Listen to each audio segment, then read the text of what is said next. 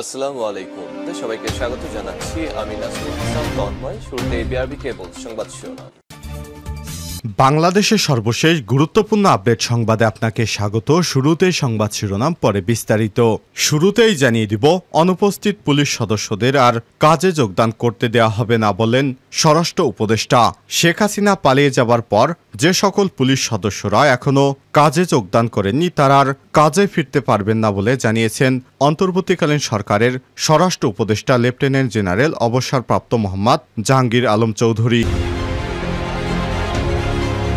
এরপর জানিয়ে দিব, চট্টগ্রামে প্রয়াত এমপি বাদলের কবরে ভাঙচুর এবং অগ্নিসংযোগ। চট্টগ্রাম ৮, বোয়ালখালী এবং চানগাঁও আসনের সাবেক সংসদ সদস্য মঈনুদ্দিন খান বাদলের কবরে ভাঙচুর এবং অগ্নিসংযোগের ঘটনা ঘটেছে।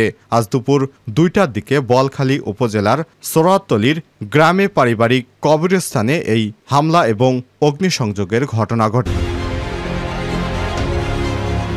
এদিকে গোপনে দেশ ছেড়েছেন আওয়ামী লীগের যেসব নেতা। গণ অভ্যুত্থানের মুখে শেখ হাসিনার দেশ ছেড়ে ভারতে পালিয়ে যাবার পর কার্যত দিশেহারা হয়ে পড়ে আওয়ামী লীগের বিভিন্ন নেতাকর্মীরা।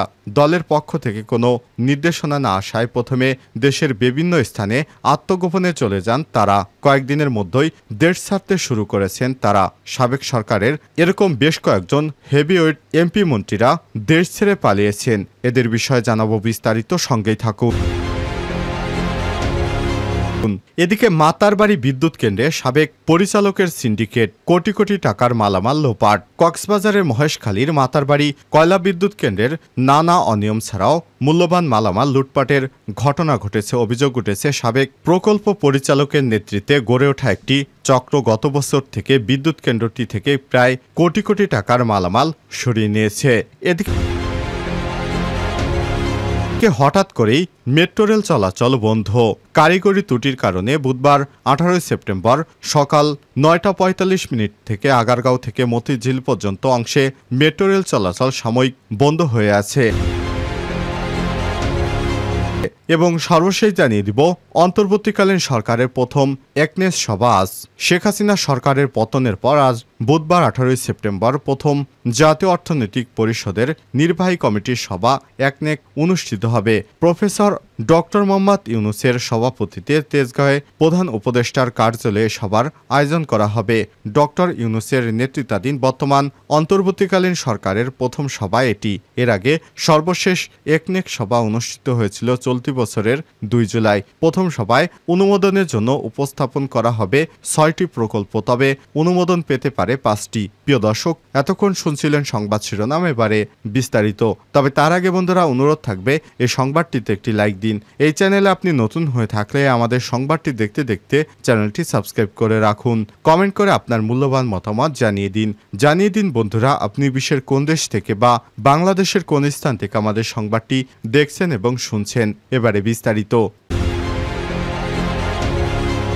অনুপস্থিত পুলিশ সদস্যদের আর কাজে যোগদান করতে দেয়া হবে না স্বরাষ্ট্র উপদেষ্টা লেফটেন্যান্ট জেনারেল অবসরপ্রাপ্ত মোহাম্মদ জাহাঙ্গীর আলম চৌধুরী বলেছেন, অপকর্মের সঙ্গে জড়িত থাকায় অনেক পুলিশ সদস্যরা এখনও কর্মস্থলে যোগ দিচ্ছে না।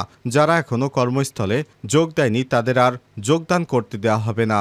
যারা অপকর্মের সঙ্গে জড়িত তাদেরকে কিছুতেই মাফ করা হবে না। আজ বুধবার 18 সেপ্টেম্বর এক অনুষ্ঠানে তিনি এসব কথা বলেন।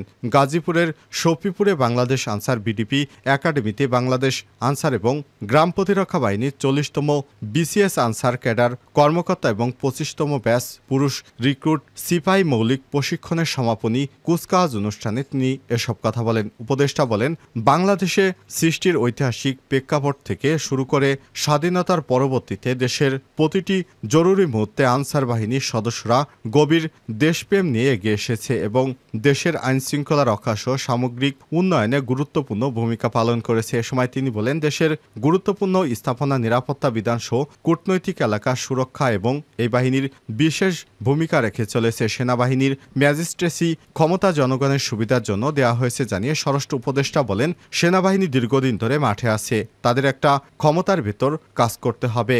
আমাদের অন্য বাহিনীর কিছুটা স্বল্পতা রয়ে গেছে, সুতরাং এ কারণে সেনাবাহিনীকে এই ক্ষমতা দেওয়া হয়েছে। অনুষ্ঠানে প্রধান অতিথির বক্তব্যে ভাষা আন্দোলন এবং মহান মুক্তিযুদ্ধের আনসার বাহিনীর গৌরবদীপ্ত ভূমিকার কথা উল্লেখ করেন এবং একই সঙ্গে তিনি জুলাইয়ের বিপ্লবের মাধ্যমে স্বৈরাচার সরকার পতনে শহীদ ছাত্র জনতাকে কৃতজ্ঞ চিত্তে স্মরণ করেন। চট্টগ্রামে প্রয়াত এমপি বাদলের কবরে ভাঙচুর, অগ্নিসংযোগ। চট্টগ্রাম ৮ বোয়ালখালী চান্দগাঁও আসনের সাবেক সংসদ সদস্য মহিউদ্দিন চৌধুরী খান বাদলের কবরে ভাঙচুর এবং এরপর সেখানে অগ্নিসংযোগের ঘটনা ঘটে। আজ দুপুর ২টার দিকে বোয়ালখালী উপজেলার সোরাতলির গ্রামে পারিবারিক কবরস্থানে এই দুর্ঘটনা ঘটে। এই ঘটনা লিখে সামাজিক যোগাযোগ মাধ্যম ফেসবুকে স্ট্যাটাস দেন তার স্ত্রী সেলিমা খান। পাশাপাশি তিনি থানায় অভিযোগ দায়ের করেছেন। ফেসবুক স্ট্যাটাসে সেলিনা খান লিখেছেন, কতিপয় সন্ত্রাসী আজ দুপুরে গাড়ি নিয়ে এসে মঈনুদ্দিন খান বাদলের পৈতৃক ভিটার কবরে ভাঙচুর এবং আগুন ধরে দেয়।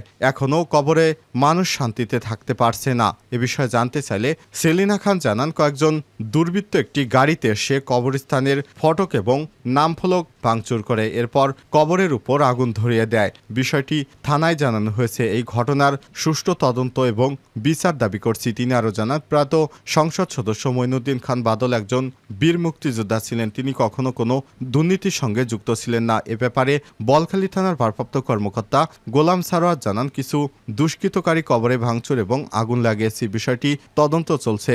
মঈনুদ্দিন খান বাদল জাতীয় সমাজতান্ত্রিক দল জাসদের সাবেক কার্যকরী সভাপতি ছিলেন। তিনি ২০০৮ সালে চট্টগ্রাম ৮ বোয়ালখালী চান্দগাঁও আসনে আওয়ামী লীগের নেতৃত্বাধীন মহাজোট থেকে প্রথমবারের মতো সংসদ সদস্য নির্বাচিত হন। পরে ২০১৪ সালের এবং ২০১৮ সালে সংসদ সদস্য নির্বাচিত হন।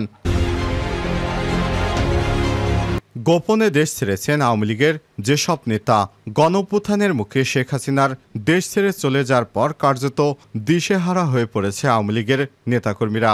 দলের পক্ষ থেকে কোনো নির্দেশনা না আসায় প্রথমে দেশের বিভিন্ন স্থানে আত্মগোপনে চলে যান তারা। কয়েকদিনের মধ্যেই দেশ ছাড়তে শুরু করেন সাবেক সরকারের আমলের নেতাকর্মীরা। শেখ হাসিনা সরকারের পতনের পর পেরিয়ে গেছে ১ মাসেরও বেশি সময়। এখনও আওয়ামী লীগের অনেক নেতাকর্মী, সাবেক মন্ত্রী, এমপি এবং সংসদ সদস্য অবৈধভাবে দেশ ত্যাগের চেষ্টা করছেন। যারা পালিয়ে গেছেন বা পালানোর চেষ্টা করছেন তাদের প্রায় সবাই হত্যাসহ বিভিন্ন মামলার আসামি। এ অবস্থায় প্রশ্ন উঠেছে, সরকার পতনের এতদিন পরও কিভাবে এসব ব্যক্তিরা দেশ ছেড়ে পালাতে পারছেন।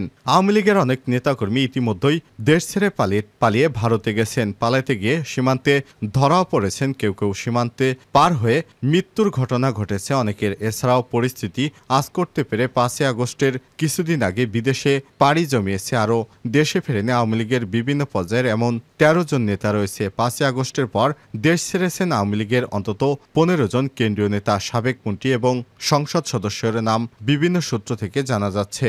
অবৈধ পথে দেশ ছাড়া ইমিগ্রেশন বিভাগের নথিতে তাদের দেশ ত্যাগের কোনো তথ্য নেই।